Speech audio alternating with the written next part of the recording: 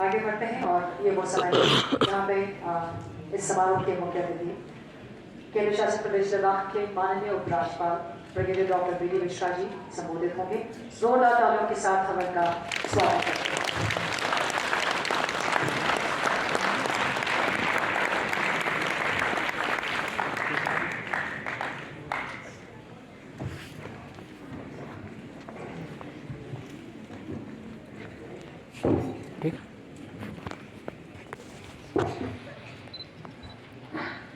यहाँ पर इस सभागार में उपस्थित सभी को हमारा तहे दिल से जुड़े यहाँ मंच पर उपस्थित हमारे CEC advocate Kyasi Gyasan ji, professor Govind Prasad Sharma, chairman NBT India, Shri Yuvraj Malik, director NBT, Shri Shrikant Bala Saheb Suse, हमारे डीसी, और हमारे SP doctor Jamyang Gyasan, writer author Shri Mohammad Sadiq Hardasi ji, सभी यहाँ पर उपस्थित ऑथर, सभी student, NCC cadets, book lovers जो यहाँ पर उपस्थित हैं, भाई और बहनों। अभी आपने एडवोकेट क्यासी ग्यासन जी को सुना। ये कुछ कह रहे थे कि पढ़ाई में स्टूडेंट्स नोट से काम लेते हैं, किताबें कम पढ़ते हैं। असल में लॉ की डिग्री हम दोनों ने दिल्ली यूनिवर्सिटी से लॉ कॉलेज से किया है, तो वहाँ मुझे समझ में आ रहा है कि क्या कहना चाहते हैं। वहाँ पर जब एग्जामिनेशन नज़दीक आता था तो स्टूडेंट एक दुग्गी लाते थे। वो उसका नाम दुग्गी इसलिए पड़ा था कि 2 रुपए की मिलती थी। उसमें कोई 20-25 क्वेश्चन उसके आंसर लिखे जाते थे और वही एग्जामिनेशन के पहले पढ़ के और स्टूडेंट एग्जामिनेशन जाते थे। तो हमारे जितने प्रोफेसर थे सब यही कहते दुग्गी मत पढ़ो और किताब से पढ़ो क्योंकि नॉलेज पढ़ेगा। लेकिन स्टूडेंट को कहा है और टाइम नहीं है तो दुखी पढ़ता था। मेरे ख्याल से त्यासी साहब ने भी दुखी पढ़ी थी क्या? मित्रों, हमारे देश में, भारतवर्ष में ये जो किताब लिखने का ट्रेडिशन है ना, वो विश्व में सबसे पुराना है। सरस्वती नदी के किनारे आज से 5000-6000 साल पहले पहला ग्रंथ लिखा गया था, ऋग्वेद। अब आप ये सोचिए कि उस वक्त, तो अभी हमारे सीसी साहब इतने बड़े दिल के हैं, ये प्रमोट कर रहे हैं, पैसे भी दे रहे हैं राइटर्स को। उस वक्त ऐसा कुछ नहीं था, न तो पेपर था, न स्याही थी, न अच्छे कलम थे। लेकिन फिर भी हमारे ऋषियों मुनियों ने वहां पर किताब लिखी। तो हमारा ट्रेडिशन ये बुक लिखने का, और जब लिखी तो उनके शिष्यों ने पढ़ा।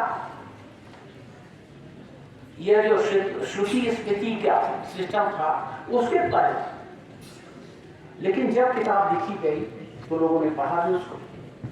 तो हम विश्व में, हमको गर्व होना चाहिए, विश्व में सबसे पहले हमारे राइटर हुए, विश्व में सबसे पहले हमारी किताबें लिखी गई और विश्व में सबसे पहले हमारी किताबें पढ़ी गई।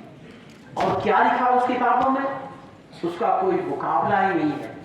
ऋग्वेद की एक ऋचा है, एंड आई कोट, आनो भद्रा कृतो यंतु विश्वतो दधमासव अपरितासव विद देवांग था सद्वृद्धा आसन्न प्रायो रक्षितारो दिव्य। हमको कितनी प्रिय रखी है ये ऋचा, कितना प्रिय रखता है। इसमें यह लिखा गया है कि हर कॉर्नर से, ग्लोब के, विश्व के, ब्रह्मांड के हर कॉर्नर से अच्छे अच्छे संदेश आए, कोई बुरा संदेश आए नहीं। और फिर लिखा उससे बेहतर कि यह जो हमको शरीर भगवान ने दी हुई है, देवों ने बनाई हुई है, इसको भगवान हमेशा रक्षा करें जिससे मैं अच्छे अच्छे काम कर सकूं। तो हमारे किताब लिखने का ट्रेडिशन इतना पुराना रहा है और ये चल रहा है।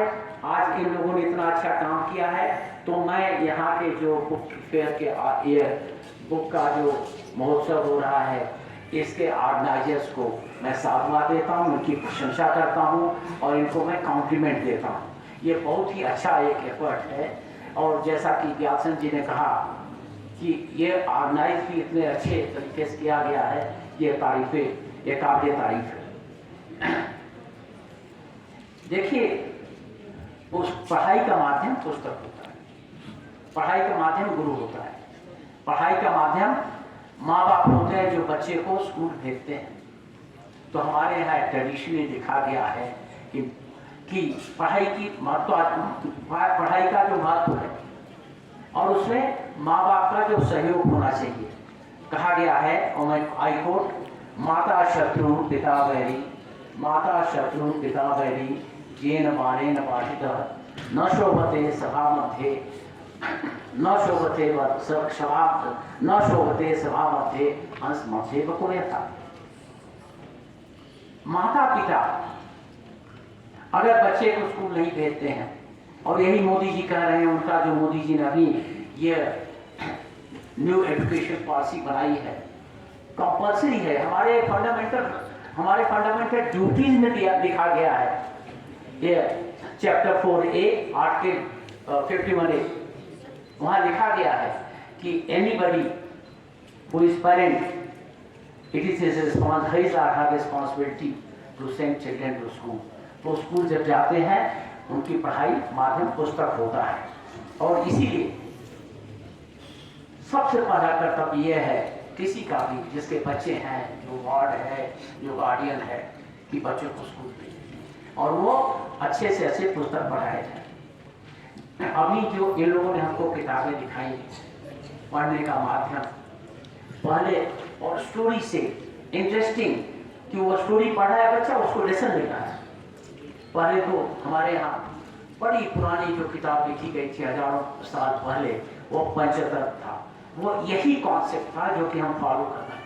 हमारे टाइम में ये बातें, ये पुस्तकें नहीं अवेलेबल थी, लेकिन हमसे बड़ी खुशी है कि हमारे बच्चों को ऐसी ऐसी किताबें अवेलेबल हैं जिसमें उनका इंटरेस्ट भी आएगा, क्षेत्र भी है, उसमें शिक्षा भी है और उसमें नसीहत भी है। तो ये बहुत बड़ा एक विकास है, डेवलपमेंट है, जो कि आज हम देख रहे हैं। और इसके जो करने वाले हैं, सबको हमारी पूरी शुभकामनाएं।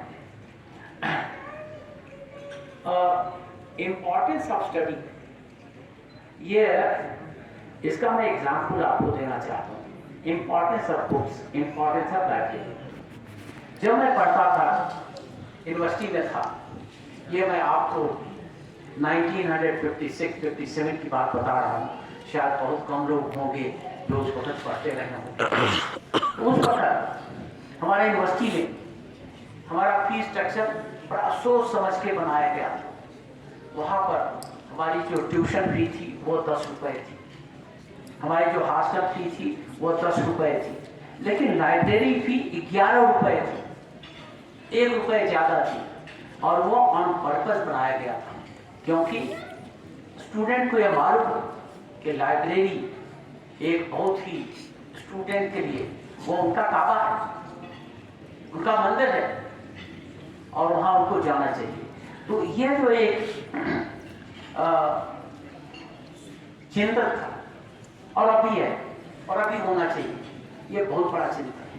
मित्रों, आजकल किसी बच्चे को कोई सवाल पूछ दो तो कहता है बताता हूँ, तो वो क्या करता है कि मोबाइल लेता है और फटाफट गूगल करता है, और गूगल करके आपको आंसर बता देता है।